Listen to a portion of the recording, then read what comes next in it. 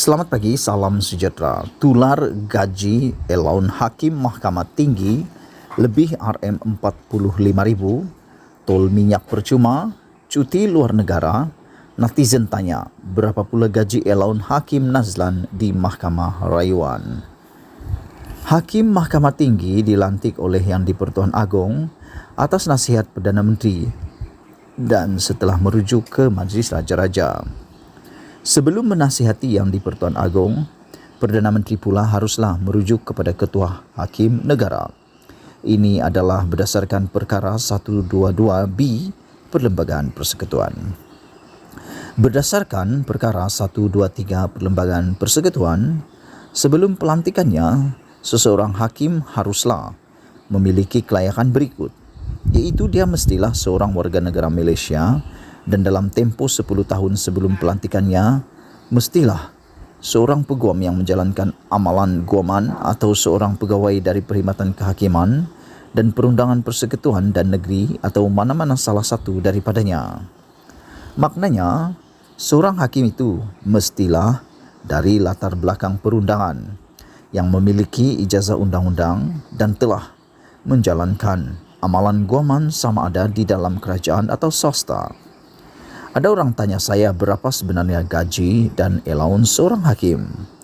Dalam posting ini saya akan senaraikan saraan seorang hakim Mahkamah Tinggi saja.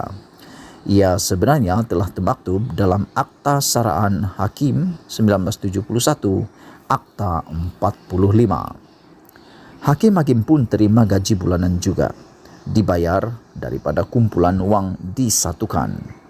Jom kita lihat. Senarai ini adalah setakat 4 Julai 2017. Di masa hadapan mungkin akan berubah lagi. Gaji pokok Rm26.500. Subsidi elaun rumah Rm3.000. Peruntukan pembantu rumah Rm2.000. Peruntukan jagaan halaman rumah Rm3.000 setahun. Elaun perumahan khas separuh dari subsidi elaun rumah Rm1.500 jika tinggal di quarters yang disediakan kerajaan fully furnished. Elaun kerajaan Rm5.000. Elaun wilayah 10% dari gaji pokok bagi hakim-hakim yang bertugas di Mahkamah Tinggi Sabah dan Sarawak Rm2.650. Elaun khas kehakiman Rm6.000.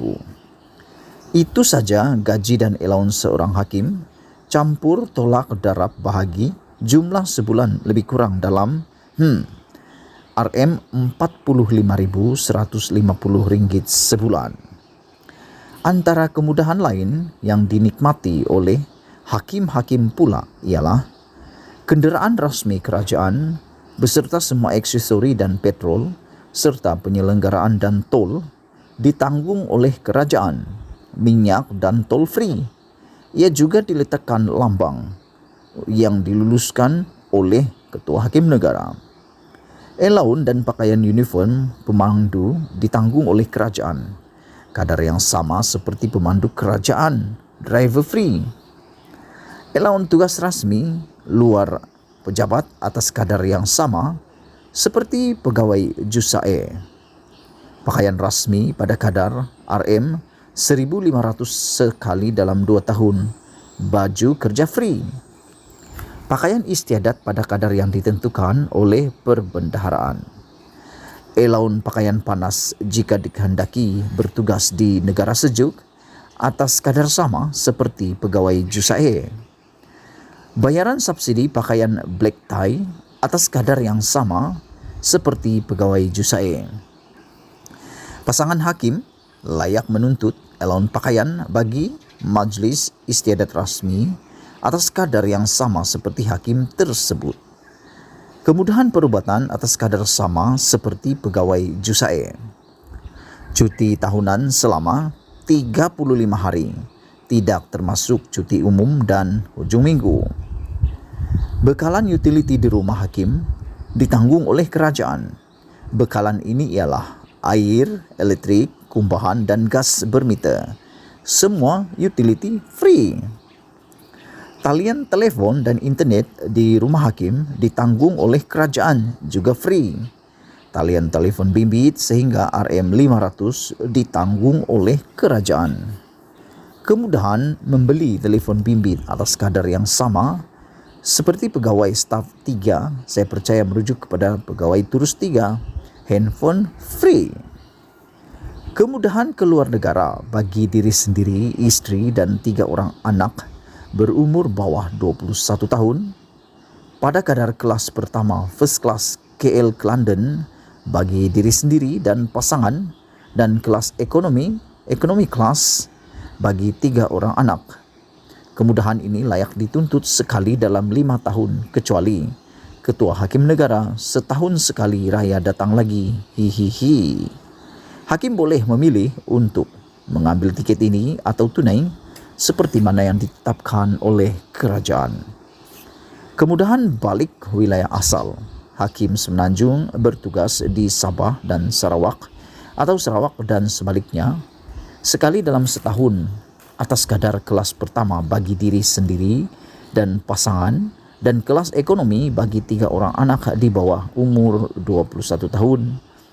Kemudian mesti digunakan dalam tahun yang sama. Kad pesara apabila hakim bersara.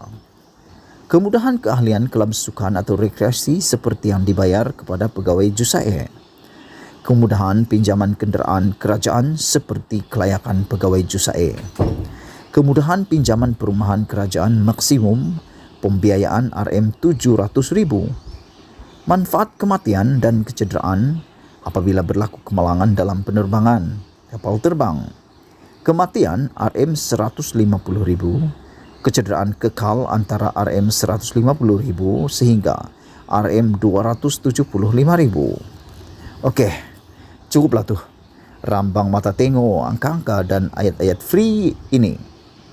Itulah saraan dan manfaat bagi seorang hakim yang berkhidmat di Mahkamah Tinggi di Malaysia. Dari Buraidah, Rasulullah bersabda, hakim itu terdiri atas 3 kelompok. 2 kelompok berada di neraka dan 1 kelompok berada di surga. Kelompok pertama adalah hakim yang mengetahui kebenaran fakta. Kemudian dia menetapkan keputusannya berdasarkan kebenaran tersebut, maka dia akan ada di surga. Kelompok kedua, lanjut Muhammad dalam hadis riwayat hakim itu, adalah hakim yang tahu kebenaran tetapi tidak memutuskan berdasarkan kebenaran itu, maka ia berlaku zalim dalam hukum dan tempatnya adalah di neraka. Ketiga, hakim yang tidak tahu kebenaran dan ia menempatkan keputusan kepada manusia berdasarkan kebodohannya, maka tempatnya di neraka. Ditulis oleh Nabil Nakil, dipetik daripada cinca.news. Sekian isu hangat pagi ini. Jangan lupa tinggalkan komen anda, sila tekan butang subscribe dan kita jumpa lagi. Share video ini supaya semua orang tahu. Bye-bye.